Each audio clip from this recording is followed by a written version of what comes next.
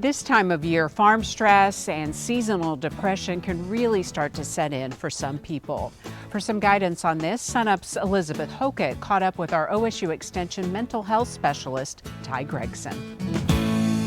We're here now with our OSU Extension mental health specialist, Ty Gregson.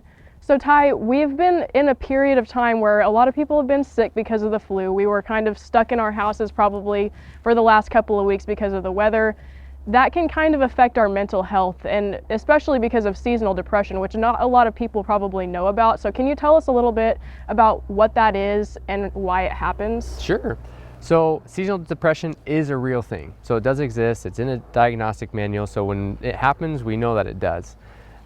There's little unknown about seasonal depression, actually.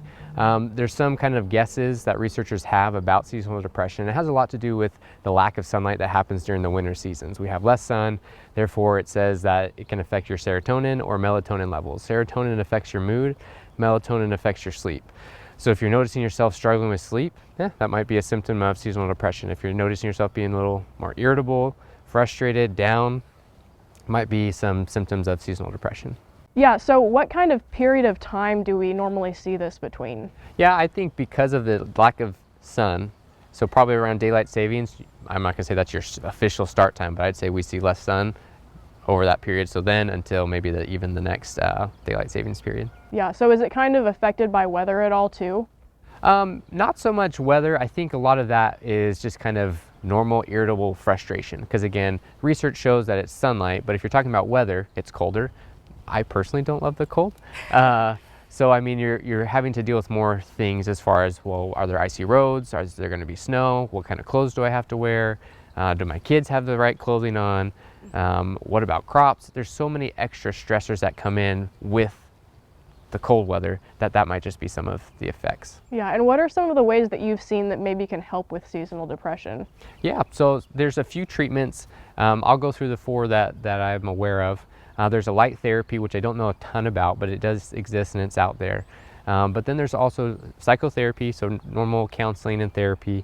There's medication and then exercise. Those are probably your 1, 2, 3 punch. And so if you feel like you're experiencing maybe lack of sleep or struggling to sleep, maybe your mood feels a little different, I would start there. Those are some things. I can start to exercise, which is probably a little bit harder to do in the winter, so that might be another reason why you see some of the seasonal depression symptoms. But that might look like, maybe I have to go get a gym membership for that season, or maybe I just get on YouTube and do a few exercises in my home just to get my blood pumping and kind of feeling fresh again.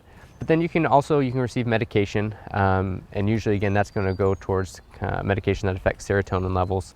Obviously talk with your doctor about it. Go to the doctor, see if they recommend it or not. One thing important to think about, if you do take medication, it's about 30 days before you're gonna see any effects anyways. And seasonal depression's a short time relatively. So again, it could be something that may or may not help. But then again, psychotherapy. So if you feel like it's really hard and you're not knowing how to manage, reach out and talk to a mental health professional. Yeah, and this is a diagnosable disorder, right? Mm-hmm. Yeah, it's called seasonal affective disorder.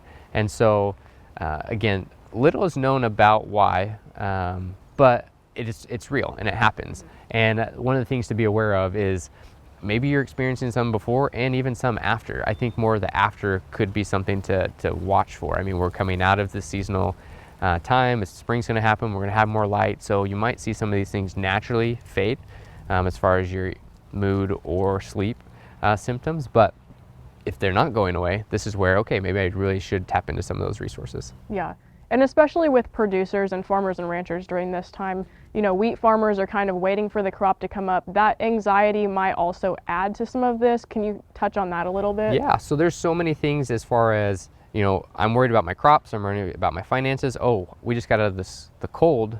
My crop's supposed to be growing, maybe it's not growing, maybe there's storms. These are all just stressors. And so I know that in whatever setting, whether you're a farmer, you're a teacher, whatever setting you are in, it's important to recognize that stressors are always going to exist. And so as a mental health professional and specialist, how do I try to decrease these stressors if I have any control over them? And if I don't, how do I manage or moderate some of these things that I'm experiencing? So learning how to cope with some of these struggles. naturally you are going to see some decrease in seasonal depression. So if you felt cooped up or you're feeling down, feeling irritable, this is a good time to see, hey, does anything change for me? We're going to have more sun. The weather's going to get nicer. We're all going to want to be outside. Take advantage of those opportunities, and maybe within a few weeks or a month or so, you might naturally feel better in and of itself. And again, if not, then let's go back to the resources. Yeah, and so what are some of the resources that we have available? Yeah, so Extension has a great plethora of resources that we have for mental health, for exercise, as well as if it's not under the Extension umbrella, there's always mental health resources available online or even in our community. Yeah. All right, thanks, Ty. Thank you. And for those resources, just go to sunup.okstate.edu.